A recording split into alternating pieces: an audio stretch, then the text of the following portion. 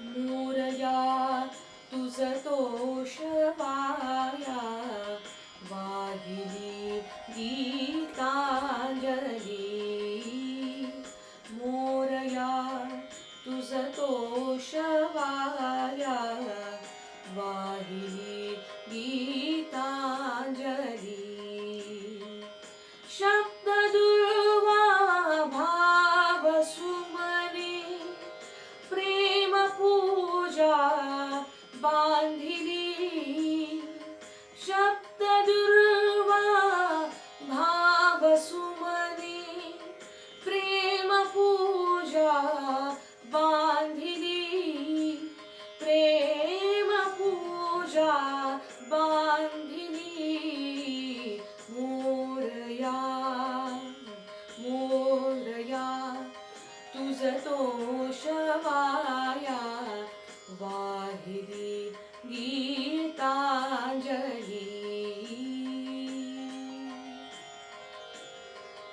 तुची हरि ओम तुची तत्सत तुची हरि ओम तुची तत्सत तुची गुरु तू प्रेरणा उद्धरी भक्ता अनंता प्रार्थना ही वाहिली प्रार्थना ही वाहिली मोरया मोरया तुझ तोषवाया वाहिली गीतांजली मोरया मोरया मोरया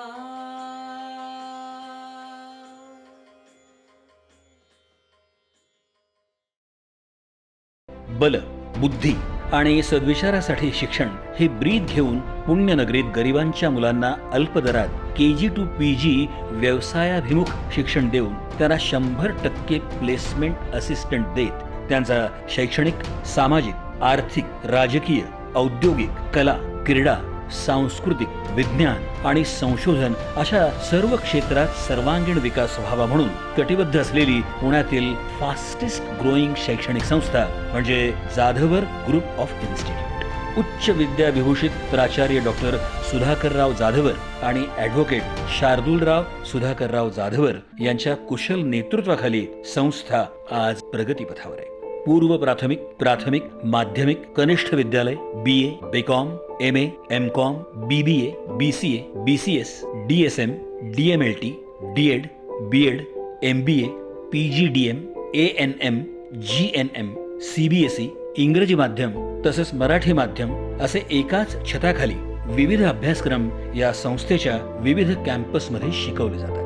यशवंतराव चव्हाण मुक्त विद्यापीठ आणि सावित्रीबाई फुले पुणे विद्यापीठ या दोन्ही विद्यापीठांचे सर्व एक्सटर्नल अभ्यासक्रमही इथे उपलब्ध आहेत। शिवाय बदलत्या काळाचा विचार करून संस्थेमध्ये ऍक्टिंग, डान्स, सिंगिंग, फोटोग्राफी आणि स्किल डेव्हलपमेंट हे कोर्सेस सुद्धा शिकवले जातात। तर योगा आणि मेडिटेशन सारखे वर्ग कॅम्पसमध्येच घेतले जातात। तसंच 9वी आणि 10वीच्या विद्यार्थ्यांना JEE आणि NEET यासारख्या परीक्षांची तयारी करता यावी म्हणून IIT मधून शिक्षण घेतलेल्या तज्ञ प्राध्यापकांकडून संस्थेत मोफत क्लासेस घेतले जातात। 2014 साली सुरू झालेल्या जाधवर ग्रुप ऑफ इन्स्टिट्यूट मध्ये आज 25,000हून अधिक विद्यार्थी शिक्षण घेतात, तर 1500 शिक्षक आणि शिक्षकेतर कर्मचारी काम करतात। संस्थेचा शैक्षणिक दर्जा टिकावा म्हणून शिक्षक भरती करताना त्यांच्या लेखी आणि तोंडी परीक्षा घेतल्या जातात।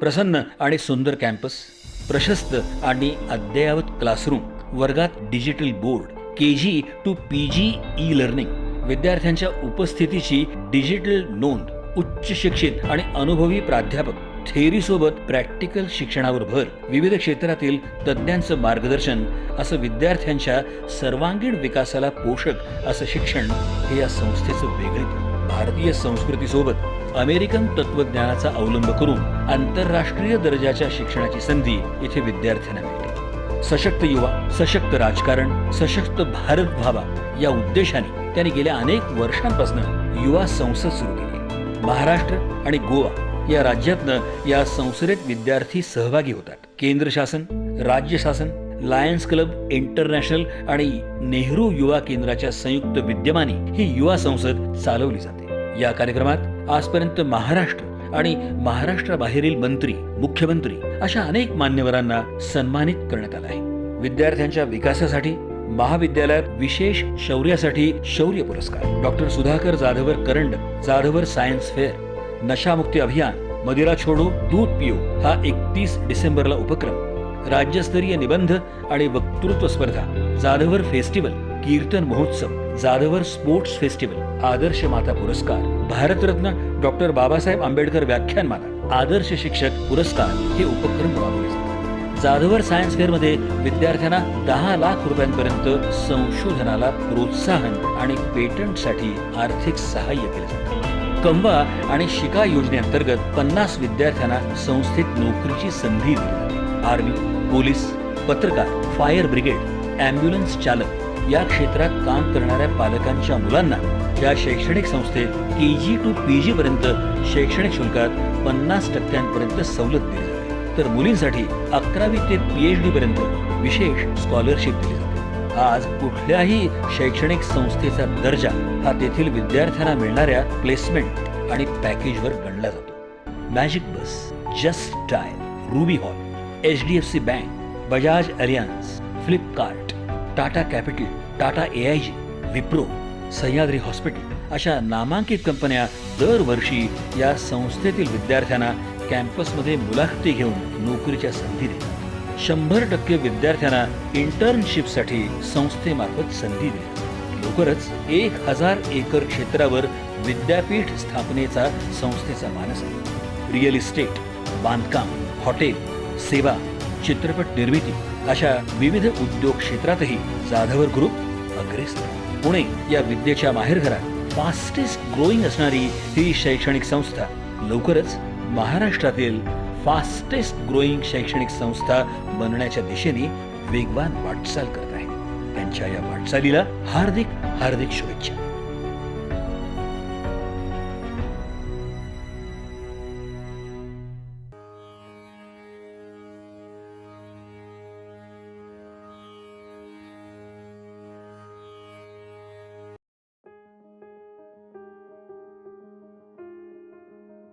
जब लेकिन ऐसे नौजवान लड़के और लड़कियां राजनीति के अंदर आएंगे तो देश के अच्छे दिन आने वाले हैं, ये आप समझ लीजिए. युवा शक्तीला योग्य गती आणि दिशा देऊन समाजकारण, राजकारणामध्ये अधिष्ठान निर्माण करण्याकरता आणि सशक्त युवा, सशक्त राजकारण, सशक्त भारत व्हावा या उद्देशानं जाधवर ग्रुप ऑफ इन्स्टिट्यूटनं 2016 पासून युवा संसद सुरू केली आहे.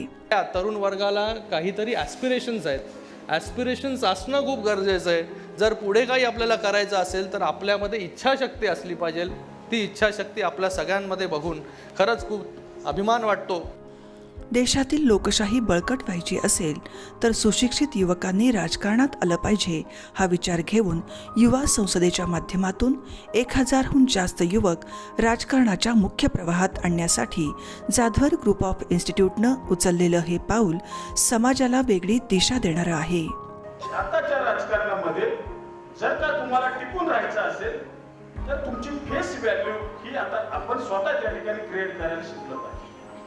जोपर्यंत तुमची फेस व्हॅल्यू तुम्ही समाजापुढे नेऊन ठेवू शकत नाही तोपर्यंत समाज किंवा नागरिक तुमच्यापर्यंत आकृष्ट होऊ शकत नाही. अशी सध्याच्या राजकारणाची परिस्थिती आहे. हिंदुस्थानी हे एकच जात असणं हे अत्यंत गरजेचं आहे. समाजासाठी चांगले नेतृत्व निर्माण करणं हा महत्त्वाचा उद्देश डोळ्यासमोर ठेवून प्रभावी नेतृत्व करणारे चेहरे युवकांच्या समोर आणून त्यांना प्रेरणा देण्याचं काम या माध्यमातून सुरू आहे.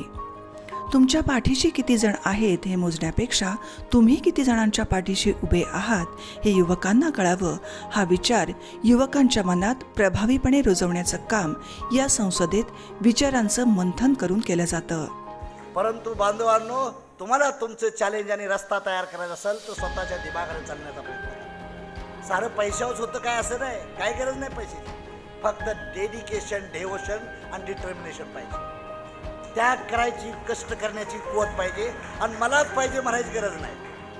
मलाच पाहिजे, मलाच चेअर पाहिजे बिलकुल नाही. जनतेनं म्हणलं पाहिजे की तुम्ही बसावं. महाराष्ट्र गोवा राज्यातून या संसदेत विद्यार्थी सहभागी होतात. सावित्रीबाई फुले पुणे विद्यापीठ, लायन्स क्लब इंटरनॅशनलच्या संयुक्त विद्यमानं ही युवा संसद चालवली जाते.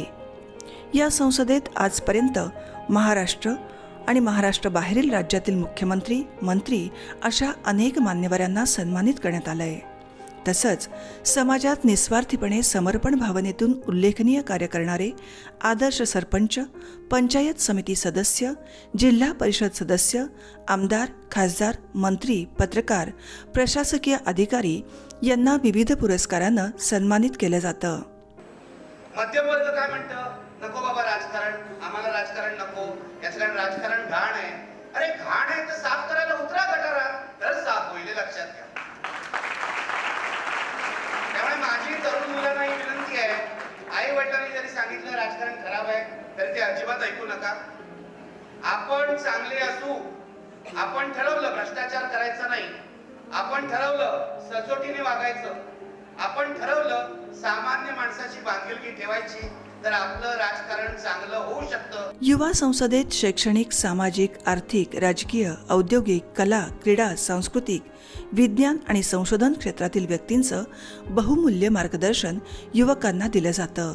विविध सामाजिक आणि राजकीय क्षेत्रांवरील विषयांवर विस्तृतपणे चर्चा करून संबंधित अहवाल विविध राज्यातील राज्यपाल, मुख्यमंत्री, संबंधित विभागाचे मंत्री यांना पाठवण्यात येतो. कि मंजिल मिले ना मिले ये मुकद्दर की बात है, हम कोशिश भी ना करें ये गलत बात है. उच्च विद्या विभूषित संस्थापक अध्यक्ष प्राचार्य डॉक्टर सुधाकरराव जाधवर आणि उपाध्यक्ष ॲडव्होकेट शार्दूलराव सुधाकरराव जाधवर यांच्या कुशल नेतृत्वाखाली या संस्थेने राबवलेला युवा संसद हा अभिनव उपक्रम जगात सर्वात मोठ्या असलेल्या आपल्या देशातील लोकशाही बळकटीकरणाला नक्कीच हातभार लावेल असा विश्वास वाटतो. 40 वर्ष माणसांमध्ये काम केल्यामुळे डोळे माझे खूप शार्प आहेत, कानही माझे खूप शार्प आहेत, ते पटकन विश्लेषण करतात. त्याच वेळेला मला जाणवलं की खूप गट्स असणारा मुलगा आहे, खूप गट्स असणारा मुलगा आहे. आणि आज इथे शांतपणे सगळं त्याचं पाहता पाहता असं लक्षात आलं की हा खूप मोठा माणूस होऊ शकतो. असा या युवा संसदेचा एका अर्थाने संयोजक आणि या ट्रस्टचा उपाध्यक्ष शार्दूल जाधवर ग्रुप ऑफ इन्स्टिट्यूटच्या या प्रयत्नांना असंच यश लाभत राहो ही सदिच्छा.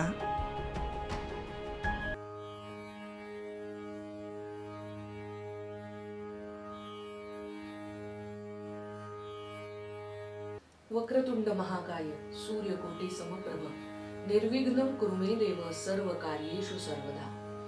गणनाथ सरस्वती रवि शुक्र बृहस्पती पंचेतानी स्मरे नित्यं वेदवाणी प्रवर्तते. नमस्कार मंडळी. जाधवर ग्रुप ऑफ इन्स्टिट्यूटच्या वतीनं केला जाणारा हा एक प्रकारचा वेगळाच प्रयोग. दरवर्षी आपल्यासमोर वेगवेगळे विषय घेऊन काही नव्या गोष्टी आपल्यापर्यंत पोहोचवता येत आहेत का याचा हा एक सुंदर प्रयत्न आहे. आज आहे भाद्रपदातली शुद्ध चतुर्थी. घरोघरी पंचांगाने सांगितलेल्या त्या वेळेनुसार, मुहूर्तानुसार गणेशाच्या मूर्तीची स्थापना आपण केली असेल, त्याला दुर्वांकुर व्हायला असेल, जास्वंदाचं फूल व्हायला असेल.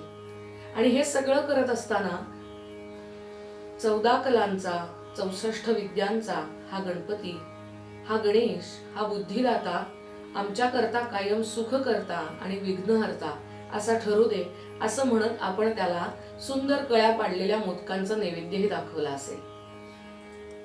आपल्याकडे असलेल्या अनेक प्रथा परंपरा ह्या आपल्याला निसर्गाशी जोडणाऱ्या असतात. मंडळी, विज्ञानाचा, शरीरशास्त्राचा आणि अध्यात्माचा एक अनोखा संगम आपल्या या प्रथांमध्ये, परंपरांमध्ये आपल्याला दिसतो. या गणेशाच्या पूजनाआधी आपल्या घरी येते ती हरताळका. पूर्वापार चालत आलेली ही प्रथा आहे. या प्रथेला अनुसरूनच आजही कित्येक घरातल्या सवाष्ण स्त्रिया आपल्या घराच्या अंगणातली माती गोळा करतात आणि त्याची हरताळका तयार करून, त्याची शिवपिंडी तयार करून त्याची पूजा केली जाते. काही का होईना, पण निसर्गामध्ये होत असलेल्या बदलांचा आपल्या आयुष्यात समावेश यानं त्या प्रकाराने आपण करत असतो. आणि म्हणूनच आपल्या आहार विहारात, आपल्या सगळ्या आचरणामध्ये त्याचा अंतर्भाव आपल्या हातून सहज होतो.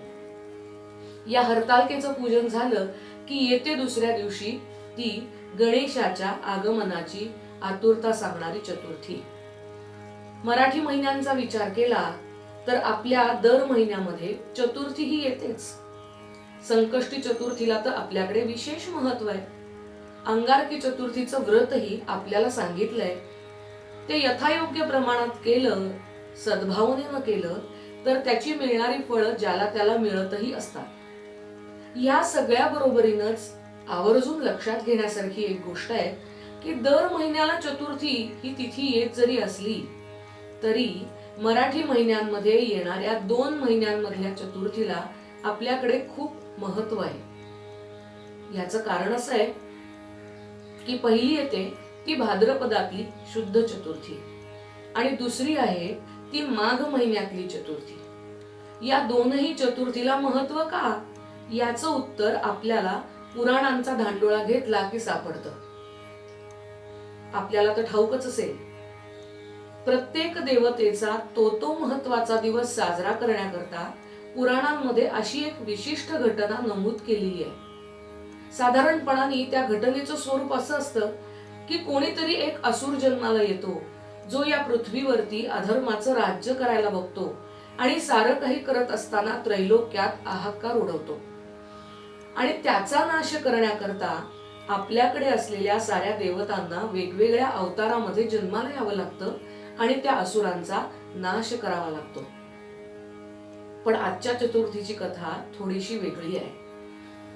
असं म्हणतात की पुराणानुसार आजच्याच दिवशी कैलासावरती पार्वती मातेनं आपल्या शरीरावरच्या मळानं एक मूर्ती तयार केली, ज्या मूर्तीचा आकार साधारणपणाने 6-7 वर्षाच्या बालका इतका होता. तिनं त्याला आपल्या ताकदीनं, सिद्धीनं त्या मातीच्या मूर्तीमध्ये प्राण फुंकून जिवंत केलं आणि स्नानाला जाताना माझ्या महालाची रक्षा तू कर म्हणून त्याला महालाच्या दारात उभं केलं. पार्वती माता स्नानाला निघून गेली आणि त्यानंतर तिच्याकडे आलेल्या शिवांना सुद्धा या लहानग्या बालकानं महालात जाण्याकरता मज्जाव केला. कैलासावरती कोणीतरी नवीनच आलेला दिसतोय आणि माझ्याच पत्नीच्या दालनात जाण्याकरता तो मला विरोध करतोय. हे पाहिल्यानंतर महाक्रोधी असलेल्या या शिवानी आपल्या हातातल्या त्रिशूळानं या मुलाचं मस्तकच उडवलं. थोड्या वेळानं आलेल्या पार्वती मातेनं पाहिलं तर या लहानग्याचं मस्तक शिवांच्या त्या त्रिशूळानं उडलेलं तिला दिसलं. अर्थातच तिनं शिवशंकरांना सांगितलं, ह्याला जिवंत केलं तर आणि तरच माझ्या महालात तुम्हाला येता येईल. पार्वती मातेचा हट्ट म्हणा, तिच्या क्रोधाची ती सुरुवात म्हणा, पण आपल्या हातून आपल्याही नकळत घडलेल्या या वाईट कृत्याचा पश्चाताप होऊन का होईना भगवान शिवांनी सगळ्या त्रैलोक्यात धुंडाळून धुंडाळून धुंडाळून एका हत्तीचं शीर आणलं, जे शीर या लहानग्या बालकाच्या धडावरती त्यांनी बसवलं. आणि तेव्हापासूनच पार्वतीचा हा नंदन गजानन म्हणजेच हत्तीचं आनन मुख अशा अर्थानं रूढ झाला. ही आहे आजच्या भाद्रपदातली ही कथा. मंडळी, या कथेतनं बोध काय घ्यायचा? ही कथा शरीर विज्ञानाच्या कसोटीवर तपासून पाहायची का? हिला सश्रद्ध भावनेनं मान्य करून या गणेशाला नमस्कार करायचा? हा ज्याचा त्याचा प्रश्न आहे.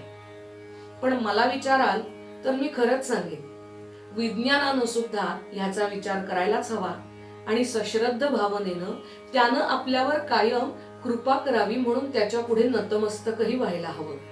कारण ही बुद्धीची देवता आहे.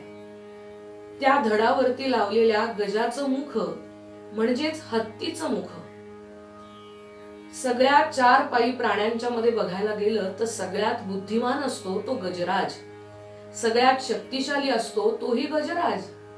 त्याच्या चेहऱ्याचं सारं काही नीट निरीक्षण केलं तर लक्षात येईल हत्तीचे कान मोठे असतात सुपासारखे. आपणही असंच मोठ्या कानाचंच असायला हवं. जे उत्तम आहे तेच ग्रहण करायला हवं आणि जे वाईट आहे ते सुपामध्ये पाखडत पाखडत बाजूला झालेल्या खोलपटासारखं फुंकून टाकायला हवं. तर आणि तरच आपल्या बुद्धीचा कस लावून आपल्याला चांगल्या पद्धतीने आयुष्य जगता येतं. हत्तीचा अजून एक गुणधर्म, त्याचे डोळे खूप लहान असतात. पण एवढ्या लहान डोळ्यांमध्ये या विधात्याची रचना पहा कशी आहे. डोळ्यांचा आकार भले खूप लहान आहे, पण इतक्याशा लहान डोळ्यांना सुद्धा असणारी दृष्टी खूप खूप दूरदर्शी असते. अतिशय लहानातली लहान गोष्ट सुद्धा हत्तीला अतिशय स्पष्ट दिसते. त्याच्या ताकदीचं जर मोजमाप करायला गेलं ना मंडळी, तर हत्ती आपल्या सोंडेनं कितीतरी किलोचे ओंडके सहज उचलू शकतो, इतका तो बलवान आहे.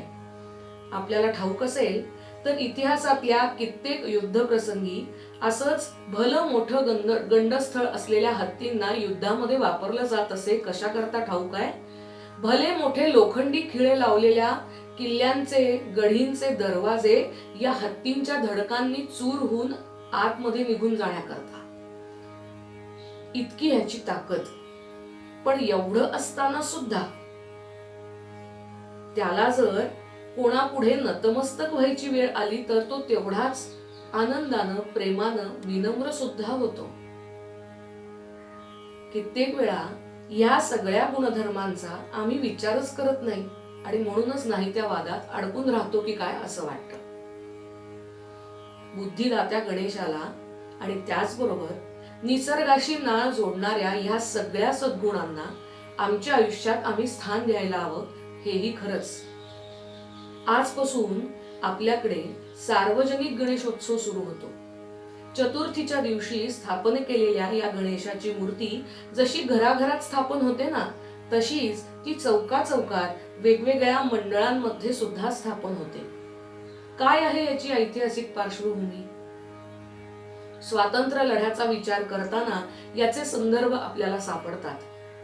फोडा आणि राज्य करा असं म्हणत इंग्रजांनी व्यापारी आहोत असं सांगत भारतामध्ये पाय रोवले आणि व्यापारी म्हणून आलेला हा इंग्रज फोडा आणि राज्य करा या नीतीनं या भारताचा एक ताकदवर शक्तिमान असा राज्यकर्ता होऊन बसला.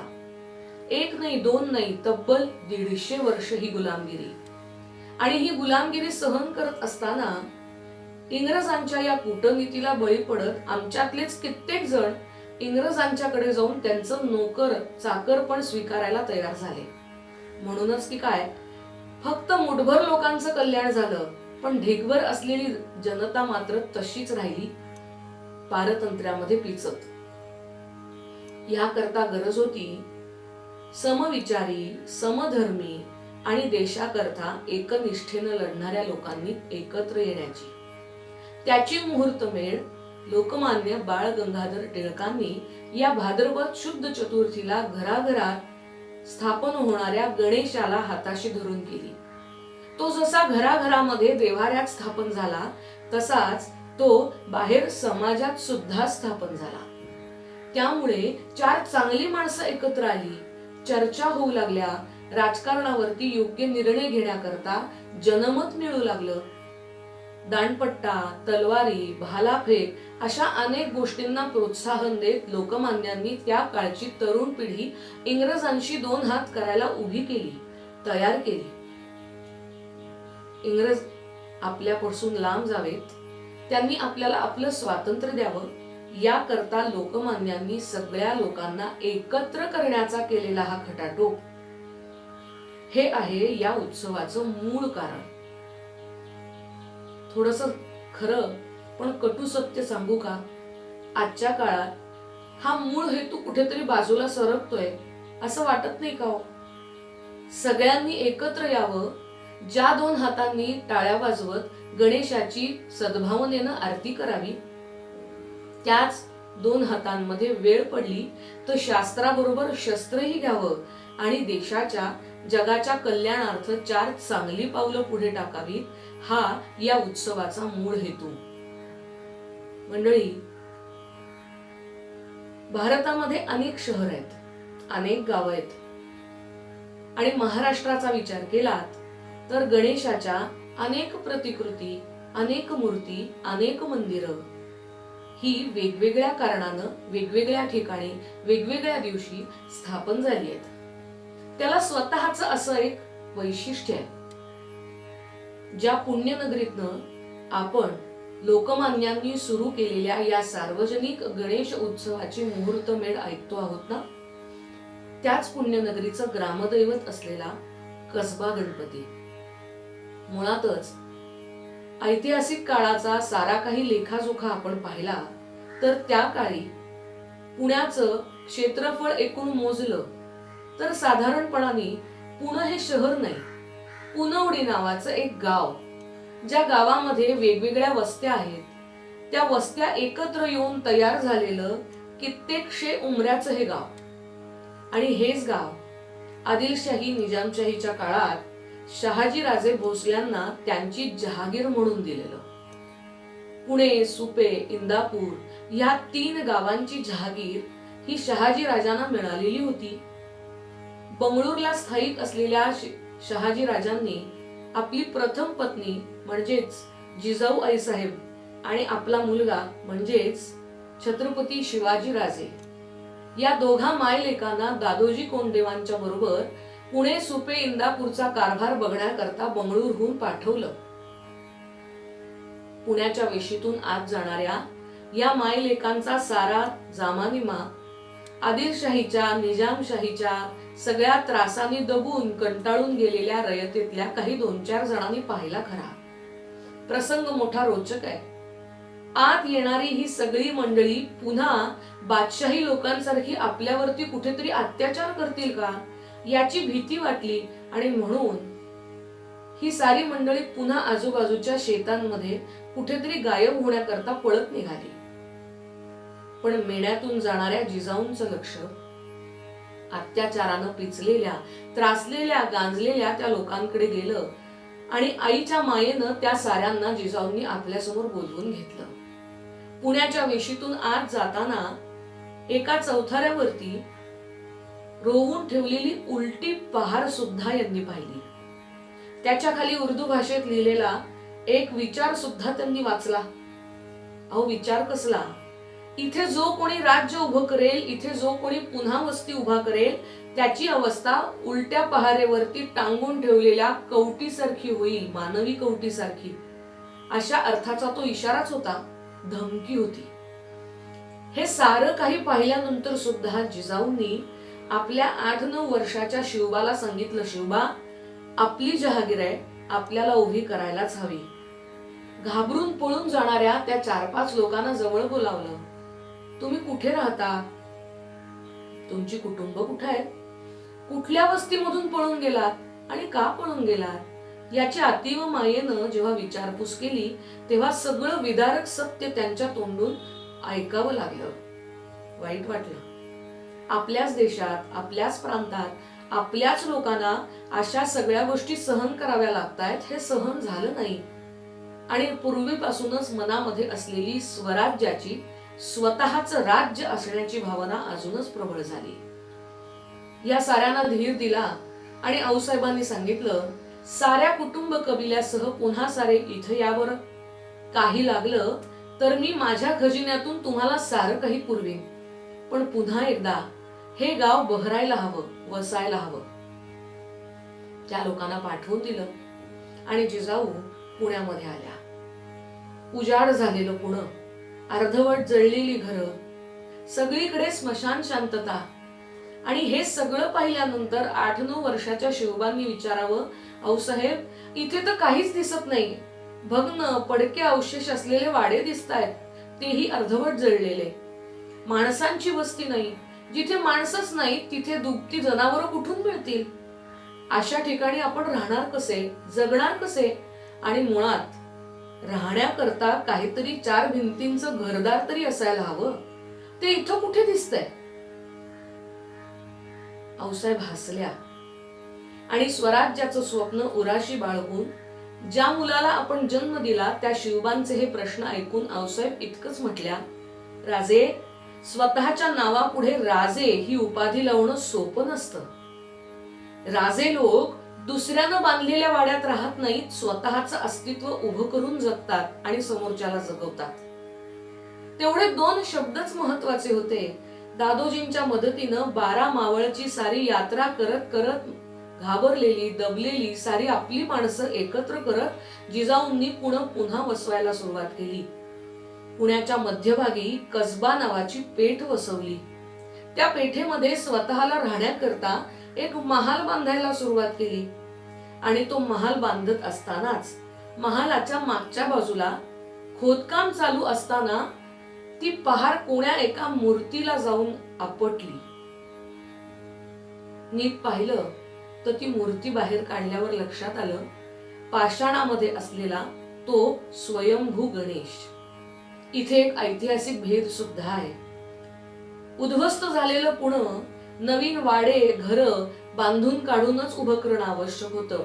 आणि म्हणून दादोजी पुण्याच्या या ऐन मध्यभागी असलेल्या कसबा पेठेची बांधणी करत असताना कोणी एक धोतर नेसलेला, कपाळी गंध लावलेला, विद्वान असलेला ब्राह्मण इकडे तिकडे लपत छपत कुठेतरी येतो आहे, कोणत्या तरी वाड्याच्या जळक्या बाजूला आत जातो आहे, कोनाड्यामध्ये जाऊन काहीतरी करून पुन्हा उलटा येतो आहे. आणि येताना त्याच्या हातावरती अष्टगंध लागलेलं दिसत आहे, शेंदूर लागलेला दिसतो आहे. हे एवढं सगळं दादोजींच्या चाणाक्ष नजरेनं पाहिलं होतं. एक कथा अशी पण आहे, एक संदर्भ असाही सापडतो की दादोजींनी लपत छपत जाणाऱ्या ह्याच माणसाला पकडलं. कोण तुम्ही?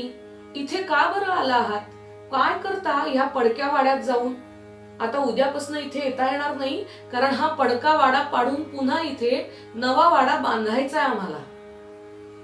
दादोजींचे हे शब्द ऐकल्यावर ह्या व्यक्तीनं दादोजींना त्या पडक्या वाड्यात आत नेलं. गवतानं शाकारलेला तो कोनाडा मोकळा केला आणि त्या कोनाड्यामध्ये एक सुंदर अशी गणेशाची मूर्ती दिसली. कुठली ही मूर्ती, कोणी दिलीये, काय दिलीये, या सगळ्या गोष्टीचा मागोवा घेतला आणि त्या गणेशाची स्थापना या कसबा पेठेतच ऐन गावाच्या मध्यभागी केंद्रस्थानी केली. तोच हा पुण्याचं ग्रामदैवत असलेला कसबा गणपती. पाहायला गेलं तर या दोनही ऐतिहासिक संदर्भांचा एक विशिष्ट मिलाप त्या गणपतीच्या मूर्तीत दिसतो. मातीमध्ये गाडला गेलेला भला मोठा पाषाण, पण त्याचा आकार मात्र गणेशासारखा. आणि कोणीतरी कोनाड्यात वर्षानुवर्ष जीवाभावानं जपलेलं व्रत जपावं तसं आदिलशाही, निजामशाही अशा बादशाहींच्या आलेल्या आक्रमणापासून आपल्या इष्टदेवतेला जपण्याची केलेली धडपड दाखवणारी ही गणेश मूर्ती. काही का असेना, गोळाबेरीज एकच आहे. यानं त्या प्रकारानं जिजाऊंनी शिवबाला हाताशी धरून जे पुणं वसवायला सुरुवात केली ना, त्या पुण्याला या गणरायाचा एक आशीर्वादच लाभला. ग्रामदैवत असलेल्या या गणेशाचं जसं महत्व आहे ना मंडळी, तसंच भला मोठा व्यास असलेल्या या पुणे शहरात अनेक गणेशांची मंदिर आहेत. ज्या त्या गणेशाला त्या त्या काळी जे जे तिथे घडत होतं त्या त्या गोष्टीचं नाव देऊन सुद्धा हे गणेश प्रसिद्ध झालेले आहेत. त्यातलाच एक गणेश आहे, तो म्हणजे बहुरंगारींचा गणपती. त्या गणेशाची मूर्ती पाहिलीत तर आसुराचं मुंडकं हातात धरून त्याच्या छातीवर पाय रोवून शस्त्रानं वार करणारा हा गणेश आहे. तो जसा बुद्धिदाता आहे तसंच तो अन्यायाचा नाश करणारा देखील आहे. याची कथा अशी सांगितली जाते की ह्या गणेशाची निर्मिती लोकमान्यांच्याच सांगण्यावरून रँडला मारण्याकरता आलेल्या चाफेकरांची आठवण देणारी आहे. या चाफेकरांना पावला तोही विद्यापीठ रस्त्यावरती असलेल्या गणेश खिंडीतला गणपती. ती सुद्धा कथा मोठी रोचक आहे बरं. लोकमान्यांकडून प्रेरणा घेऊन लकडीपूल विठ्ठल मंदिरातल्या बंदुका पळवून नेल्या आणि या 3 भावंडांनी आपल्या 2 मित्रांना हाताशी घेऊन प्लेग या रोगाच्या नावाखाली जनतेवर अत्याचार करणाऱ्या रँडला यमसदनी धाडलं. तो प्रसंग जिथे घडला तीच ही गणेश खिंड. पूर्वीच्या काळी याच गणपतीच्या मंदिरामध्ये काही काळ येणारे वाटसरू क्षणभर विसावा घेत असत. पण हा खिंडीतला गणपती म्हणून त्या खिंडीला सुद्धा गणेश खिंड म्हटलं गेलं आणि तो सगळ्यात जास्त प्रकाशित झाला तो ह्या रॅनच्या वधानंतर.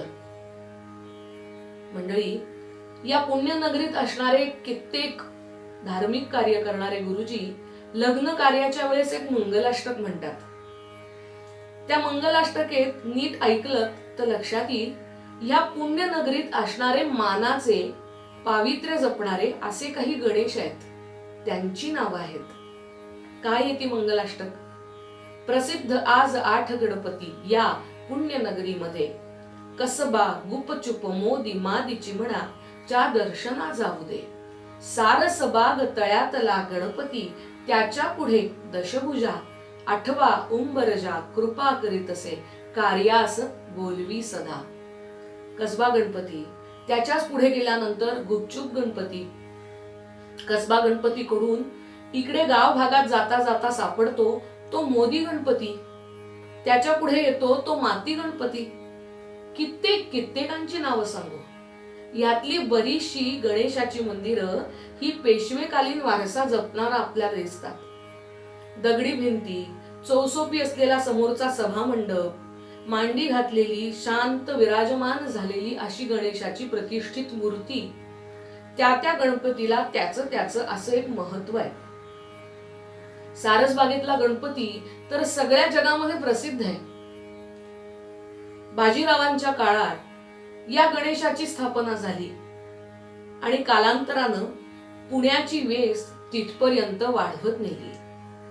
त्याच्या पुढे येतो तो सहकार नगरचा दशभुज गणपती. या गणेशाला त्याला आवडणाऱ्या वृक्षांच्या नावानं सुद्धा ओळखलं जातं. बरं, गणेशाला आवडतं ते मंदार वृक्षाचं फूल. त्या मंदार वृक्षाच्या मुळाशी कालांतरानं गणेशाची प्रतिकृती तयार होते, ज्याला मांदार गणेश असंही म्हणतात. दशभुज गणपतीचं स्वरूप देखील थोडस याच प्रकारचं आहे. मंडळी, बुद्धिदाता असलेला हा गणेश सकलांवरती कृपा करत असताना त्यांना नीती न्यायाचे धडे सुद्धा देतो. ते तसेच आपल्याला आचरणातही आणावे लागतात.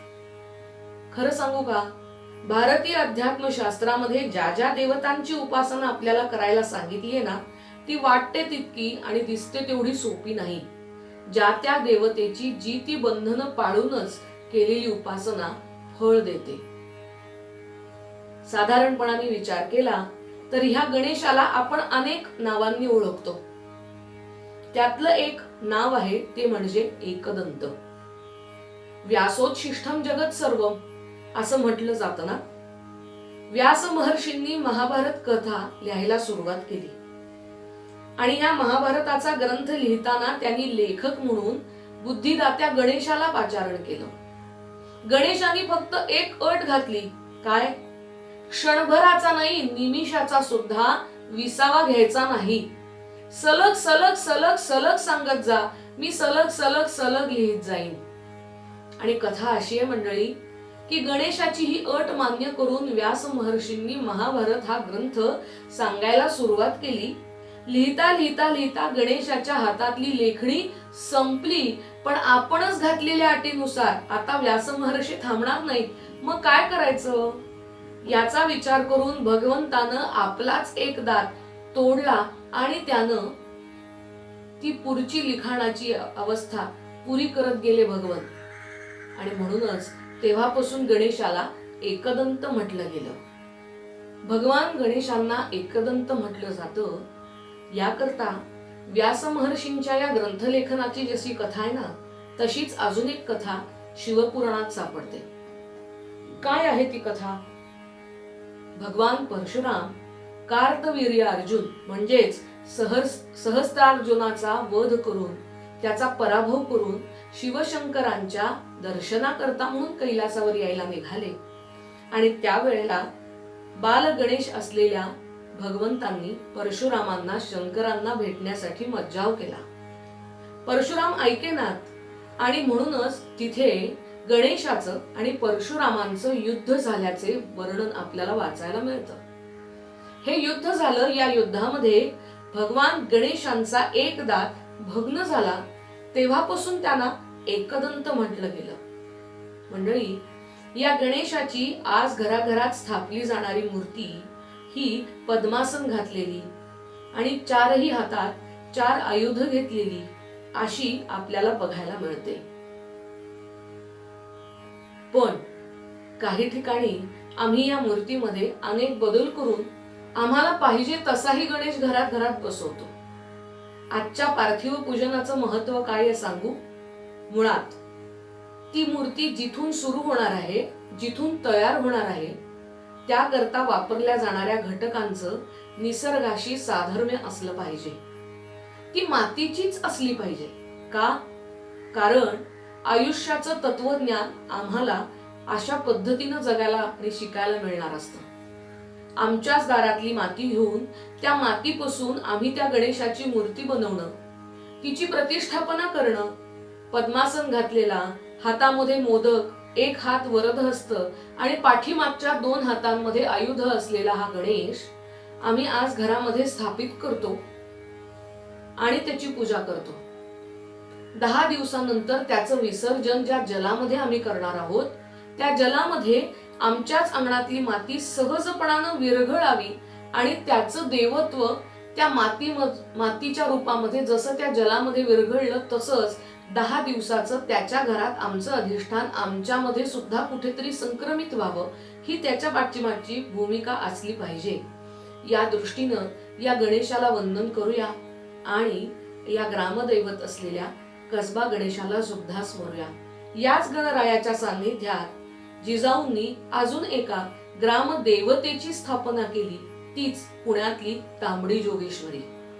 बुद्धिदाता गणेश आणि शक्तिदायिनी असलेली जोगेश्वरी माता, या दोनही देवतांची स्थापन करत पुण्यामध्ये स्वराज्याच्या आता साऱ्या चर्चा व्हायला लागल्या आणि पुणे जसं समृद्ध झालं तसंच स्वराज्याची शपथ घेऊन स्वतःच्या धर्माचं, न्यायाचं, नीतीचं, संस्कारांचं राज्य उभं करणारा शिवाजी राजा हा एकछत्री अंमल असलेला पहिला मराठी छत्रपती राजा म्हणून रयतेसमोर येऊन उभा राहिला. रायगडावरती स्वराज्याचं मुख्य कामकाज जरी चालत असलं ना मंडळी, तरी पुनवडी गावापासून पुणे गाव, पुणे शहर, पुणे नगर ह्या सगळ्या प्रवासात स्वराज्याची मुहूर्तमेढ रोवली गेली ती या कसबा गणपतीतल्या ग्रामदैवत असलेल्या गणेशाच्या आशीर्वादानं. चला तर मग याच ग्रामदेवतेला नमन करूया आणि भेटूया उद्याच्या भागात. आजपासून पुढचे 7 दिवस आपण अशाच वेगवेगळ्या गणेशांच्या कथा ऐकणार आहोत. त्या कथेमधनं काही नवं साध्य होतंय का हे पाहूया आणि नव्या जुन्याचा संगम साधत आपल्या साऱ्या पुराण कथांबरोबर आजचं आयुष्यही जगायला शिकूया. नमस्कार.